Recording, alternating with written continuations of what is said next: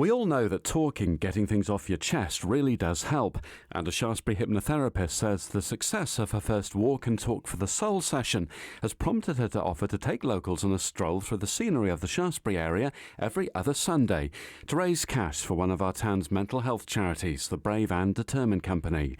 Shaftesbury-based Badco provides early intervention counselling for people going through mental health crises who may have to wait a long time for NHS support if they can get it at all. Emma Thompson says the first of these sessions worked really well. It was a lovely walk. It was only a small group. It was an hour walk. Often people fear a conversation with strangers drying up, so she's using cards to keep the chat going. People paired up that had not met each other before, which was really lovely. And then we all went for coffee afterwards, and it was just a really wonderful Sunday. Give us an idea, Emma, of the sort of things, the prompts, if you like, just perhaps one example on these cards, because sometimes you can use things like that. There are sort of games you can play, sort of parlour games or after-dinner games to get conversation going so it doesn't dry up. Is it a similar sort of thing? So these cards specifically are actually therapy-written questions. So they are written by therapists. So they really range. I sort of gave each person 2 cards.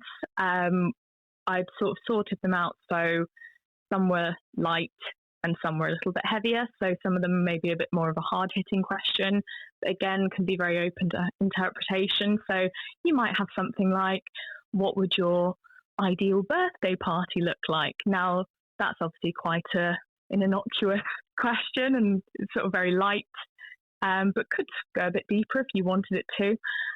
So something like that, maybe next to something like, what is something you avoid? Now, that's obviously a very open question as well, but it does allow people to then really have a think. Some of them are maybe a bit more thinkers as well.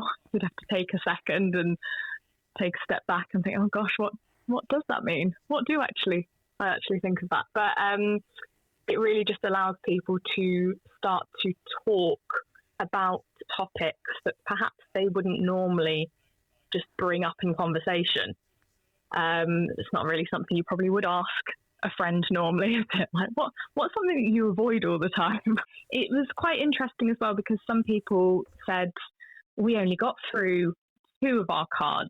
We had 4 between us, and we only got through 2 because it just allowed us to then go down another route. And then we were talking about this, and I've told her my life story, but all from just an initial spark of a question, and before you know it, you're talking about everything else in your life that you feel like you need to talk about or get off your chest, and sometimes it is easier with a stranger, someone that you don't know particularly well, someone that you're walking side by side next to, not having to make eye contact with.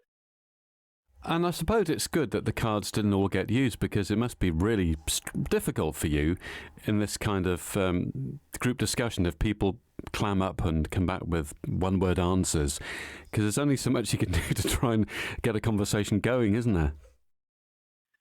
Interestingly, there didn't really seem to be much of that. It did seem to flow very naturally and very easily, and I think the good thing about it is that people are coming to these knowing that this is a walk and talk, that you are having conversation, you're making conversation, and that's why people are there.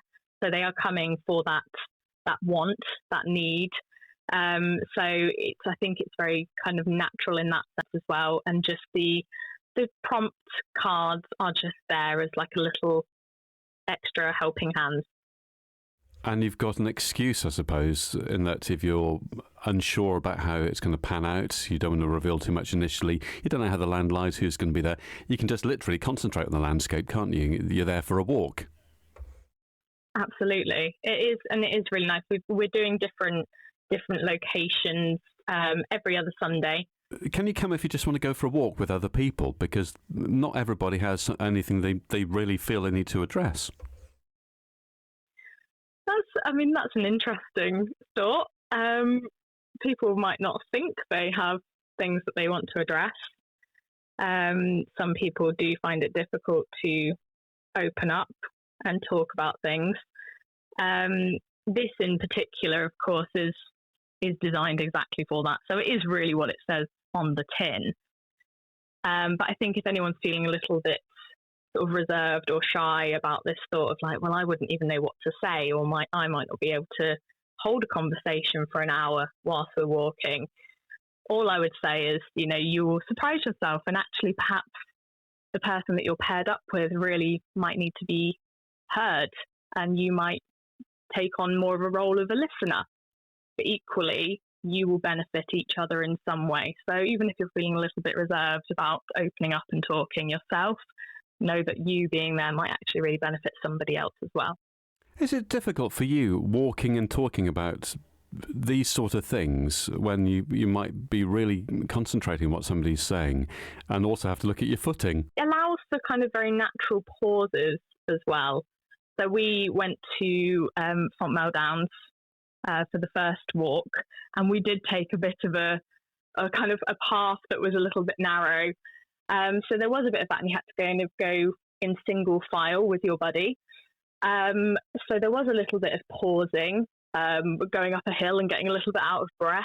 And it just allowed for kind of natural pauses and natural silence, which I think is also fantastic, because sometimes we can be quite uncomfortable with the silence. So having maybe this, going up a hill or having to look at your footing or go in single file and have a bit of silence and a pause for a moment can be a really good thing too. So this is going to happen every other week, and are you going to have a different, they can't do a different place every time because you've run out of places, but is the goal to do lots of different walks so there's a bit of a variety to it? Absolutely, yes. We are very lucky. We've got some beautiful surroundings. In terms of capacity then, realistically, how many people can you take? The more the merrier, of course. I would like to obviously increase on the amounts each week as we go.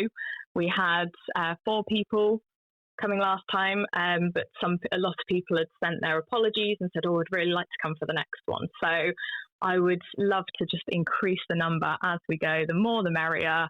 I don't think too much is too much. And you're doing this for Badco all the way through? I have now set up a GoFundMe page. So that is up now, and that will just be a rolling sort of donation sort of page where people who come on the walks, I will obviously let them know that they can donate to the Brave and Determined Company via the GoFundMe page.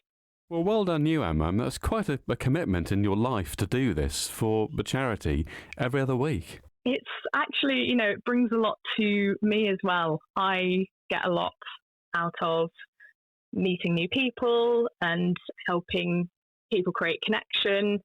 So it means a lot to me as well. And I enjoy going for a walk. So why not? Every other Sunday doesn't seem too much of an ask. It's a lovely thing to do.